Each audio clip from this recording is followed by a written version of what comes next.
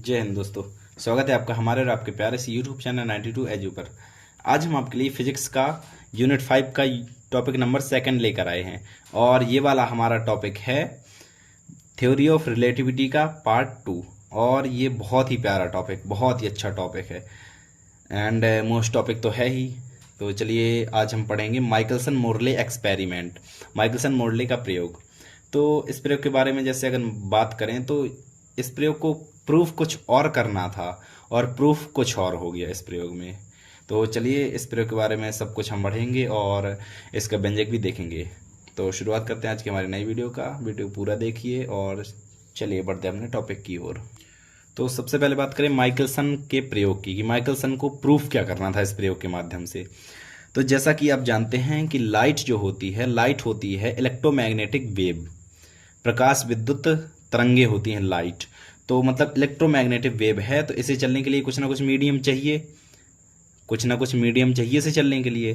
तो उस समय उन्होंने मीडियम माना कि एक ईथर, जिसे ल्यूमिनोफेरस ईथर कहते हैं, शॉर्ट में हम उसे ईथर बोलते हैं।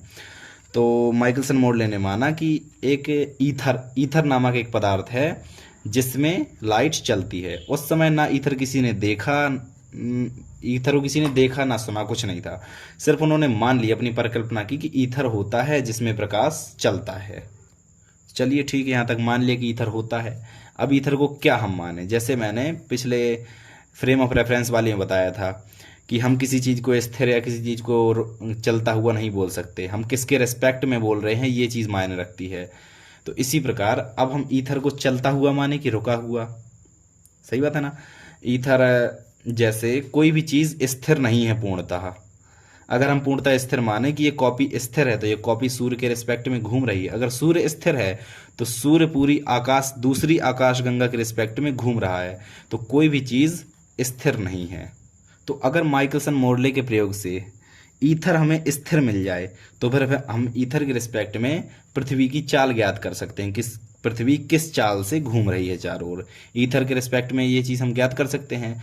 तो उन्होंने सोचा कि चलो माना ईथर स्थिर है, तो ईथर अगर स्थिर है तो ईथर स्थिर, इसके सापेक्ष उन्होंने पृथ्वी की चाल ज्ञात करने की कोशिश की और उन्होंने माना कि ईथर के रिस्पेक्ट में प्रकाश की चाल सभी दिशाओं में समान रूप से होती है। ईथर है तो इस दिशा में प्रकाश की चाल सेम, इस दिशा में मतलब 3 लाख की स्पीड से इस दिशा में जा रहा है, मतलब सभी दिशाओं में 3 लाख की स्पीड से प्रकाश जा रहा है।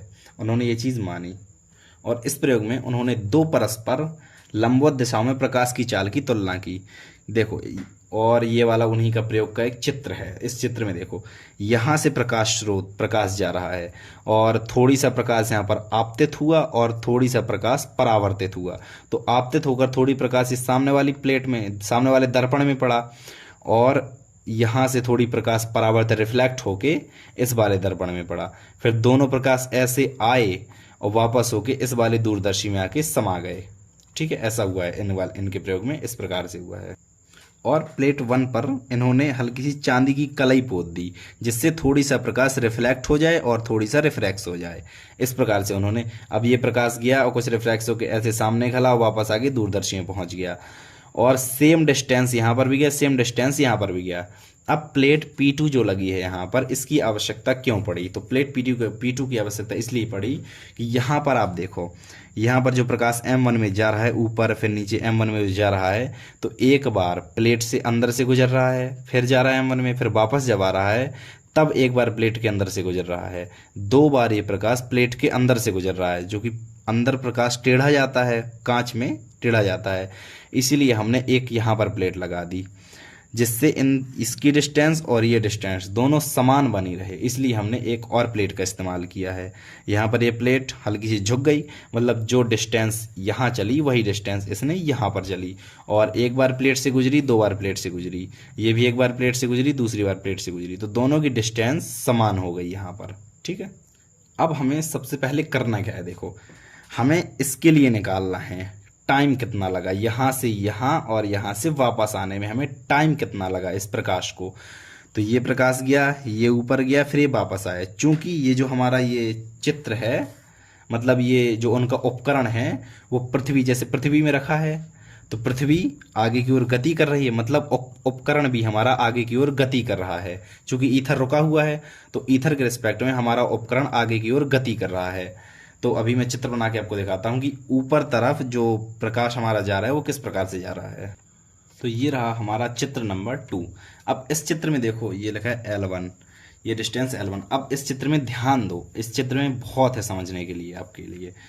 अब जैसे हम यहाँ से अभी इसके लिए हम टी का मान निकाल रहे हैं, ये ऊपर गया और नीचे आया, इसके लिए हम T1 अगर मान रहे हैं तो इसके लिए हमें T1 का मान चाहिए। अब ये कैसे मिलेगा, ध्यान से सुनो आप। जैसे अगर आप एक एरोप्लेन में बैठे हो, यहाँ से यहाँ पर मैं समझा देता हूँ किनारे में।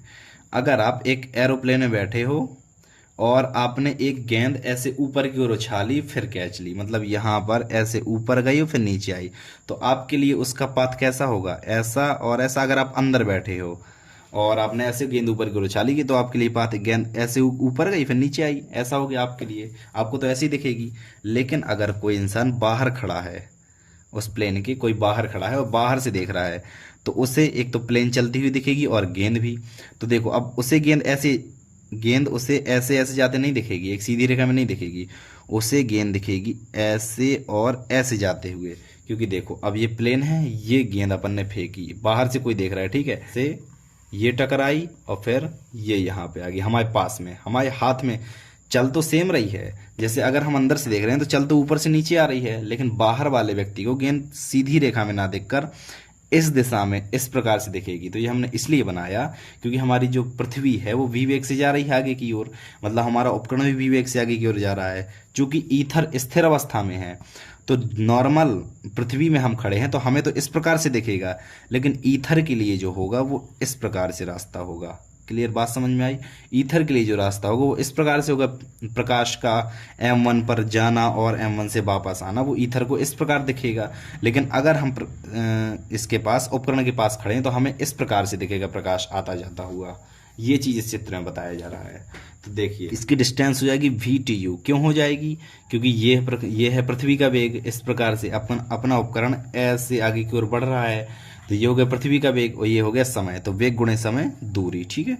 और ये हो गया अपना ये प्रकाश, मतलब ये लाइट जा रही है ऊपर की ओर जा तो ऐसी रही है लेकिन हमें दिख ऐसी रही है, ईथर से अगर हम देख रहे हैं तो ऐसी हमें दिख रही है। तो C प्रकाश का वेग और TU टाइम, तो वेग गुणे समय बराबर दूरी। तो ये डिस्टेंस हो गई CTU, ये डिस्टेंस हो गई VTU। ये चीज़ इस चित्र में बताया जा रहा है। अब हमें चाहिए T1 का मान। T1 का मान कैसे मिलेगा? T1 मतलब यहाँ से यहाँ तक जाने में और वापस आने में प्रकाश को कितना समय लगा, या फिर यहाँ से यहाँ जाने में और यहाँ आने में प्रकाश को कितना समय लगा, हमें ये चीज़ चाहिए। तो चलिए ये चीज़ अब देखिए। सबसे पहले हम जानते हैं कि ये क्या है, ये P1 है, तो P1A बराबर क्या है, CTU। CTU डिस्टेंस है ना, P1 और A, ये डिस्टेंस है CTU। और P1N बराबर VTU, ये भी ठीक है। और कुछ, हाँ, AN बराबर L1 है AN का मान। अब हमें क्या करना है, हमें लगाना है इसमें पाइथागोरस थ्योरम। पाइथागोरस प्रमेय से हमें TU का मान मिलेगा। कैसे मिलेगा वो मैं अभी लगा के बताऊंगा। पाइथागोरस कर्ण का वर्ग, लंब का वर्ग, धनाधार का वर्ग ऐसा होता है। तो कर्ण है अपना P1A, मतलब C² TU स्क्वायर बराबर, कर्ण का वर्ग हो गया, ये हमारा कर्ण हो गया C² TU², लंब का वर्ग मतलब L1² प्लस V² TU²। ठीक है, कोई दिक्कत? अगर हम इसे इस तरफ ले जाएं तो C² माइनस V² और TU² कॉमन आ जाएगा बराबर L1²। कोई दिक्कत? हमें चाहिए TU का मान। TU का मान बता रहा हूँ क्यों चाहिए। TU हमें एक बार बता रहा है कि यहाँ से यहाँ जाने में कितना समय लगा, सिर्फ नीचे से ऊपर तक जाने में हमें कितना समय लगा, ये बता रहा है हमें TU। तो TU² बराबर L1² बटे C² माइनस V²। तो TU बराबर L1 बटे C को अभी रुक लो, रूट C² माइनस V²। ठीक है, अपन ने स्क्वायर उस तरफ भेज दिया। अब अपन को रूट हटाना है, यहाँ पर किनारे में हटा लो। तो TU इक्वल टू L1 बटे C², इससे कॉमन ले लो। कैसे कॉमन ले लो? जैसे रूट अपन ने C² कॉमन लिए तो 1 माइनस वी स्क्वायर बटे सी स्क्वायर, ये चीज़ अपने पास बचेगी, सी स्क्वायर अपन ने कॉमन ले लिया और सी स्क्वायर से सी बाहर आ जाएगा, तो एल वन बटे सी 1 माइनस वी स्क्वायर बटे सी स्क्वायर की पावर -1/2। कोई दिक्कत, नीचे बटे में था और पावर 1/2 थी तो ऊपर ले गए तो पावर -1/2 हो गई। टी यू का मान हमारे पास ये मिला। अभी थोड़ी से और सॉल्व कर लेते हैं, इसे हम करते हैं बाइनोमियल थ्योरम से, द्विपद प्रमेय से। तो कैसे करेंगे, L1 बटे सी 1 माइनस ये इसका गुणा यहाँ पर हो जाएगा 1 प्लस वी स्क्वायर बटे 2c स्क्वायर, 1/2 का गुणा हो गया यहाँ पर -1/2 का, तो +1/2।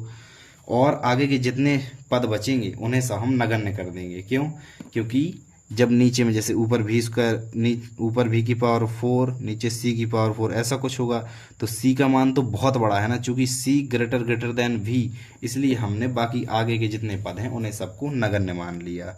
तो हमारे पास टी यू का मान निकला L1 बटे सी 1 प्लस वी स्क्वायर बटे 2c स्क्वायर, ये चीज़ हमारे पास टी यू का मान निकले। नंबर 1 डाल दो इसे। हमें चाहिए T1 का मान। T1 क्या है, यहाँ से जाने में और वापस आने में लगा समय। तो T1 अगर TU ये है तो ये भी TU होगा, मतलब 2TU बराबर T1, TU प्लस TU बराबर T1। तो T1 बराबर 2TU, ठीक है, 2L1 बटे सी 1 प्लस वी स्क्वायर बटे 2c स्क्वायर, ये निकला हमारा T1 का मान। नंबर 2 हमें T1 चाहिए। तो हमें T1 मतलब ये मिल गया कि प्रकाश का दर्पण M तक जाने और M1 से वापस आने में कितना समय लगा, इतना समय लगा। अब हम निकालेंगे M2 तक जाने और M2 से वापस आने में कितना समय लगा। तो चलिए अब हम वो निकालते हैं। अब इसमें हम निकालेंगे TF और TB, मतलब T फॉरवर्ड एंड बैकवर्ड। अब ये फॉरवर्ड बैकवर्ड क्या है ये चीज़ हम देखते हैं। चलिए फिर से हम अपने चित्र की ओर चलते हैं। अब देखिए हमारा प्रकाश जो है M2 में जा रहा है और M2 से वापस आ रहा है। चूंकि उपकरण भी हमारा v वेग से आगे की ओर जा रहा है और ये प्रकाश का वेग है और उपकरण का वेग हमारा v वेग है, ठीक है, अच्छी बात है।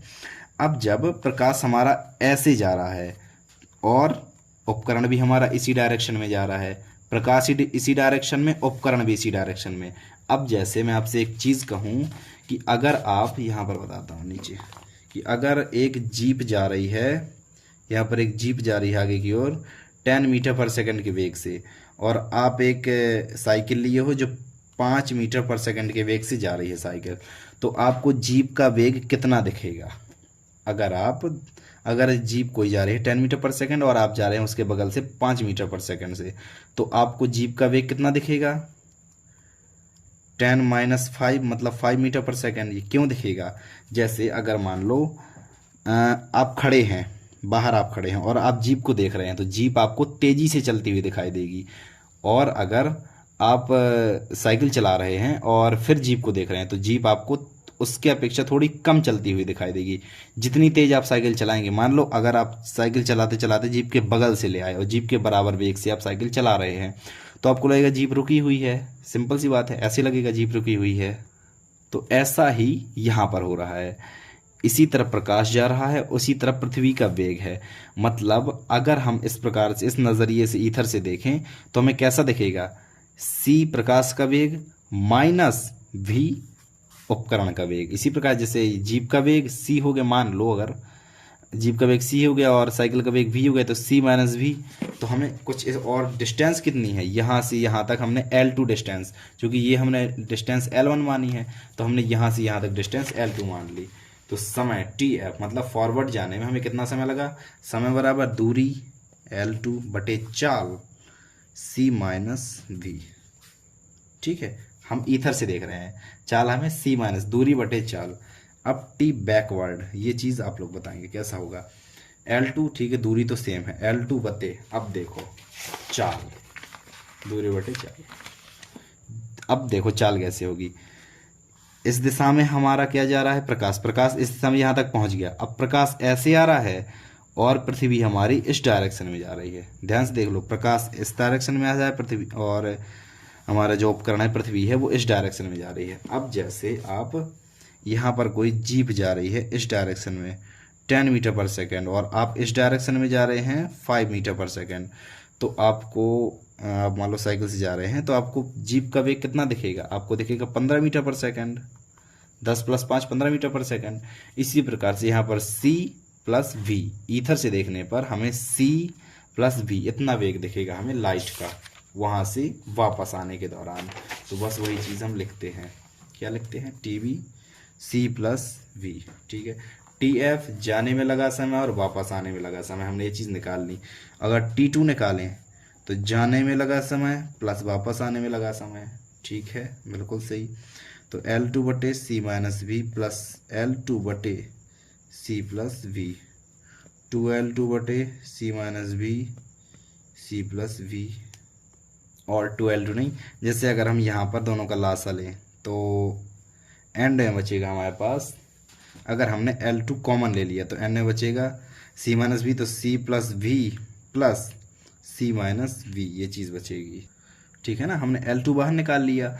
अब 1/c - v और 1/c + v जोड़ रहे हैं तो दोनों को लासा लिया LCM और इसके से भाग दिया तो ये बचा, इसका गुणा किया तो c + v plus c - v, v से v हमारा कट गया और 2c बचा। तो 2L2c upon c - v and c + v। इसे हम थोड़ी और अच्छे से लिखना चाहें तो लिख लें, क्या, T2 बराबर 2L2c/c² - v², कॉमन ले लो c², L2c/c², 1 - v²/c²। ठीक है, स्क्वायर से c चम हो गया तो 2L2/c 1 - v²/c² की पावर -1, बटे से ऊपर ले गए हम -1 में घात में ले गए। अब अगर -1 को हम बायनोमियल थ्योरम से तोड़ें तो हमारे पास बचेगा 2L2/c 1 + v²/c²। ये निकला हमारे पास T2 का मान। एक T1 का मान हमारे पास निकला, नंबर 3 से डाल देते हैं। T1 का मान हमारे पास कहाँ निकला, T1 का मान, हाँ ये निकला नीचे, ये निकला T1 का मान और वहाँ पर निकला है हमारे पास T2 का मान। अब हम निकालेंगे समयांतर, मतलब T2 - T1, तो समयों में अंतर। ΔT बराबर T2 - T1, T2 का मान कितना है, 2L2/c 1 + v²/c² minus 2L1/c 1 + v²/2c², शायद ऐसे ही है, मैं देख लूँ, हाँ यही है, सेम है। हाँ, तो ये हमने T2 और T1 के मान रख दिए। अब अगर ऐसे हम माइनस करते हैं तो इस प्रकार से कुछ आएगा, L2 - L1, आप करके देख लीजिए, सेम आता है ऐसे ही, 2L2 - L1 एंड आगे बचेगा प्लस v²/c³ 2L2 - L1, ये चीज़ बचती है इसमें। आप इसे सॉल्व करके देख ली, यही चीज़ आएगी। और इससे हमने ΔT का मान, ये हमारा क्या, नंबर 3, तो नंबर 4 इसे डाल दो, नंबर 4 ΔT का मान हमारे पास निकल आया। ठीक है, बढ़िया। अब एक और चीज़ हमें निकालना है, डेल्टा।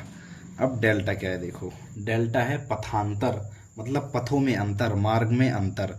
तो पथांतर दूरी है, दूरी बराबर समय ΔT गुणे चाल, यहाँ पर चाल किसकी हो रही है, पृथ्वी की चाल, तो ΔT × c, पृथ्वी नहीं, वो सॉरी, प्रकाश की चाल, क्योंकि हम प्रकाश टुन्न से मार रहे हैं ना, प्रकाश ऐसे टुन टुन टुन ऐसे गया, ये चीज़ हो रही है। तो प्रकाश की चाल यहाँ पर आ रही है, इसलिए अपन ने सी लिया, दूरी बराबर समय गुणे चाल, चाल गुणे समय। तो ΔT का मान और c का गुणा है, तो देखो जहाँ नीचे c है तो एक c कट जाएगा, तो यहाँ पर मैं डायरेक्ट लेके जाता हूँ, 2L2 - L1 plus v²/c², 2L2 - L1। ठीक है, कोई दिक्कत। और ये आ गया हमारे पास डेल का मान, ये आ गया हमारे पास पथांतर, नंबर 5 डाल देते हैं इससे हम, पथांतर आ गया। अब उन्होंने पथांतर निकालने के बाद ये जो उपकरण है हमारा, ये माइकलसन मोर्ले का, उन्होंने इसे 90 डिग्री घुमा दिया, मतलब कुछ इस प्रकार से उन्होंने घुमा दिया। अब 90 डिग्री घुमाने से देखो क्या चीज़ होगी, जब जब हमारा ये लाइट का प्रकाश ऐसे जाएगा, अभी देखो हमारा जो पृथ्वी का वेग है इस दिशा में, पृथ्वी हमारी इसी दिशा में जा रही है, ध्यान से देख लो, पृथ्वी हमारी इसी दिशा में जा रही है। मैंने सिर्फ उपकरण को 90 डिग्री घुमाया है, अब इस दिशा में पृथ्वी नहीं जा रही, अभी जा रही इसी दिशा में, जब पहले भी इसी दिशा में जा रही थी। तो इसके लिए अब ध्यान से देखो, M1 के लिए जो होगा हमारे मार्ग, जो हमारे इसके लिए पहले था, M1 के लिए कुछ इस प्रकार से ऐसे और ऐसे था, अब ऐसे और ऐसे, जैसे मैंने M2 के लिए निकाला था C-B और C+B वाला, और इसके लिए जो हमारा मार्ग होगा, चूंकि इस दिशा में जा रहा है तो हमारा मार्ग ऐसे और ऐसे होगा, प्रकाश का मार्ग, समझ गए ना, ऐसे और इस प्रकार से होगा प्रकाश का मार्ग, और इसके लिए M2 जैसा होगा प्रकाश का मार्ग। कुछ इस प्रकार से हमने 90 डिग्री घुमाया, और इसके लिए अपन को डायरेक्ट लिख देना है, मैंने इसलिए सिर्फ समझा दिया है। और इसके लिए हमें डायरेक्ट क्या लिखना है, देखिए चल देखते हैं। डायरेक्ट पथांतर, डेल्टा डैश अगर हमने पथांतर माना तो 2L2 minus L1 plus we square बटे सी स्क्वायर, 2L1 माइनस L2, यहाँ सॉरी L2 माइनस 2L1 ऐसा है, L2 माइनस 2L1, ये चीज़ हमें डायरेक्ट लिख देनी है। और अगर निकालना भी चाहें तो आप बिल्कुल निकाल सकते हैं, उसी प्रकार जैसे अभी हमने बाकी निकाले, मतलब जैसे अपने T1 का मान निकाला TU करके, वैसे ही। और हमारा जो पहला वाला है मतलब M1 दर्पण के लिए है, वो इस प्रकार से निकलेगा M2 की तरह, और M2 दर्पण के लिए है, क्योंकि उसके लिए हमारी पथ थोड़ी ऐसा ऐसा हो जाएगा, तो वो निकलेगा हमारे पिछले वाले की तरह, जैसा हमने पिछला वाला इस प्रकार से करके लिया था, उसे बस उसमें चित्र ऐसा ऐसा बना देंगे। तो अगर निकालना चाहे तो आप निकाल भी सकते हैं, कोई दिक्कत नहीं है, लेकिन हमें डायरेक्ट यहाँ पर लिख देना है, क्योंकि एक बार लिख देंगे इसी प्रकार पथांतर हमारा इतना होगा। तो ये और ये हमें दो पथांतर मिल गए, ये नॉर्मल और ये उपकरण को 90 डिग्री घुमाने के बाद पथांतर मिला, ठीक है। अब जब हमने उपकरण को 90 डिग्री घुमा दिया है तो हमें फ्रिंज में विस्थापन प्राप्त होता है। फ्रिंज में विस्थापन, अब फ्रिंजें क्या है, देखो फ्रिंजें और देख लो।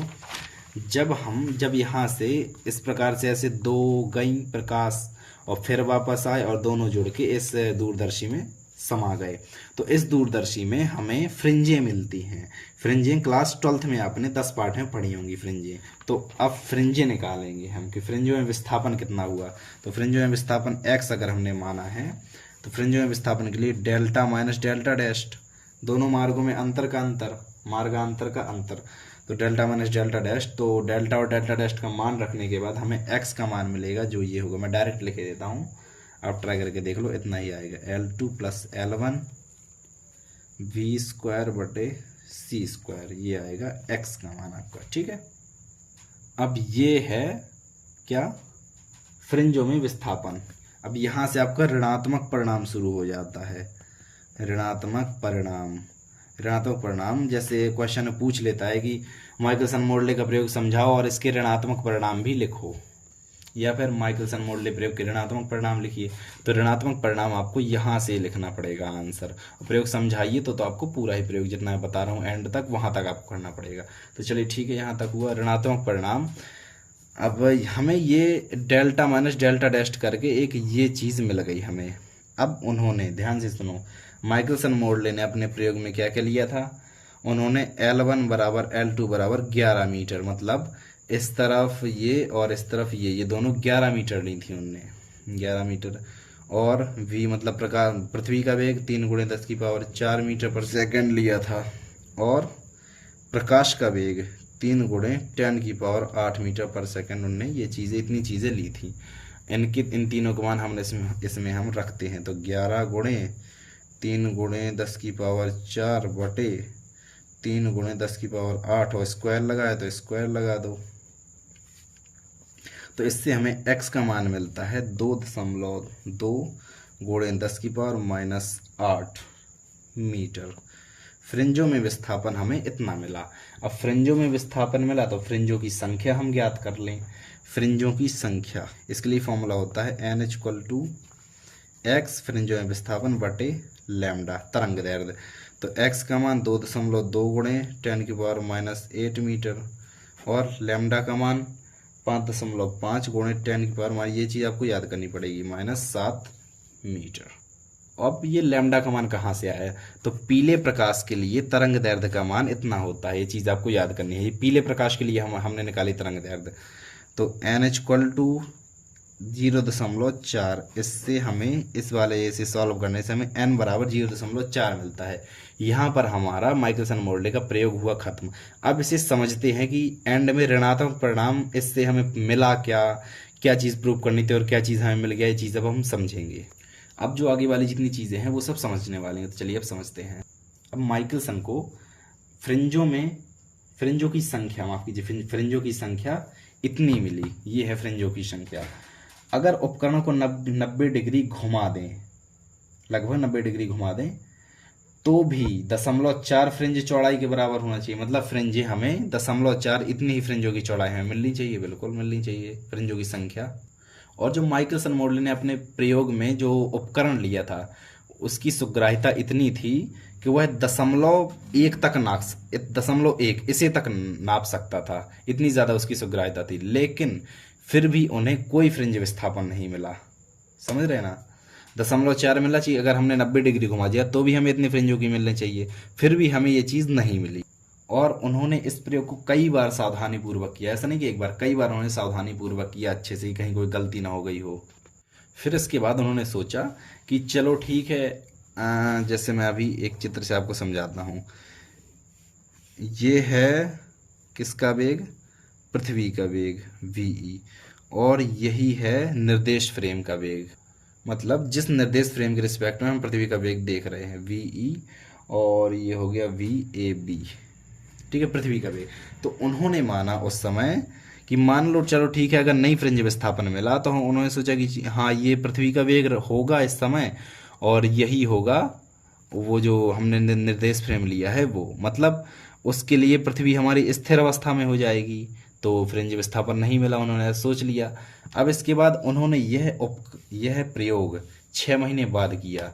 जब यहाँ पर अगर सूर्य हो तो उन्होंने 6 महीने बाद कि जब पृथ्वी यहाँ पर आ जाती है तब तो हमारे जो निर्देश फ्रेम का वेग है वो ये होगा और पृथ्वी का वेग हमारा ये होगा, मतलब दोनों विपरीत होंगे, तब फ्रिंज विस्थापन मिलना चाहिए। लेकिन फिर भी नहीं ऐसा कुछ मिला, चूंकि इस समय निर्देश फ्रेम का वही वेग है और पृथ्वी का वही वेग है, तो इस समय फ्रिंज विस्थापन 0 प्राप्त होना चाहिए, लेकिन नहीं मिला।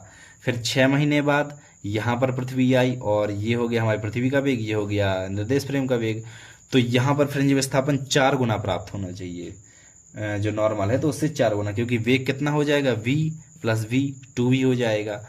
तो यहाँ पर 4 गुना मिलना चाहिए फ्रिंज विस्थापन, लेकिन यहाँ पर भी फ्रिंज विस्थापन कुछ नहीं मिला। फिर उसके बाद उन्होंने यह प्रयोग 1 साल बाद किया, फिर 2 साल बाद किया, उन्होंने कई बार ये प्रयोग किया, लेकिन उन्हें ऐसा कुछ भी फ्रिंज विस्थापन नहीं मिला। और इसी चीज़ को कहते हैं माइकलसन मोडले का ऋणात्मक परिणाम, कि उन्होंने प्रयोग किया, उन्हें कुछ फ्रिंज विस्थापन मिला ही नहीं, इसी को कहते हैं ऋणात्मक परिणाम।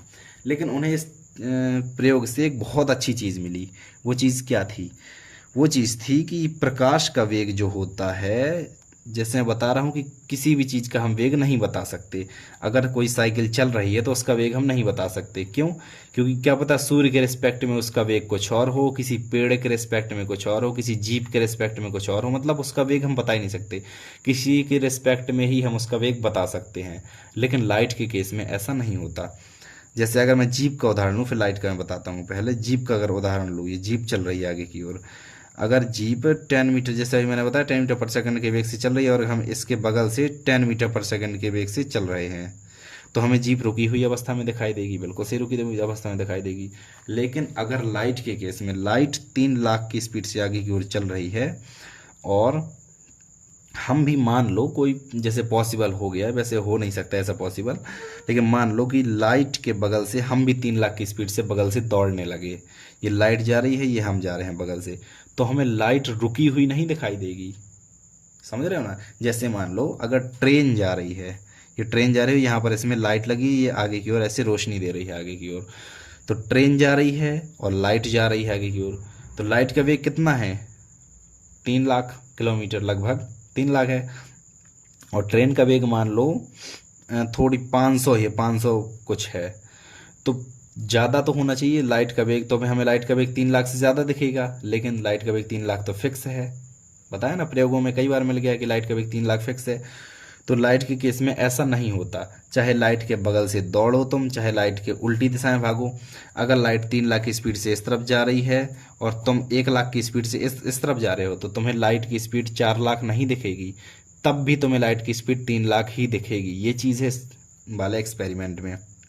यहाँ पर जैसे 3 लाख की स्पीड से लाइट जा रही है, तुम इसके बगल से 3 लाख की स्पीड से दौड़ रहे हो, तो तुम्हें लाइट की स्पीड 3 लाख ही दिखेगी, तुम्हें लाइट रुकी हुई नहीं दिखेगी। ध्यान रखना, लाइट तुम्हें रुकी हुई, लाइट तुम्हें 3 लाख की स्पीड से जाती हुई ही दिखेगी।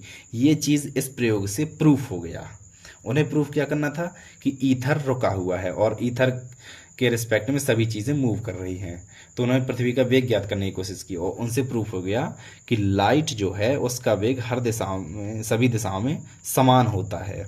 प्रेक्षक की गति का उस पर कोई प्रभाव नहीं पड़ता। ये चीज़ उनसे प्रूफ हो गई। तो मेरे ख्याल से आपको ये समझ में आई होगी वीडियो। अगर वीडियो समझ में आई हो तो वीडियो को लाइक करें। वीडियो देखने के थैंक यू सो मच। मिलते हैं अगले टॉपिक के साथ। और अगला टॉपिक हमारा होगा लॉरेंज रूपांतरण। तो पढ़ाई करते रहें। वीडियो को यहीं पर एंड करते हैं। Bye bye.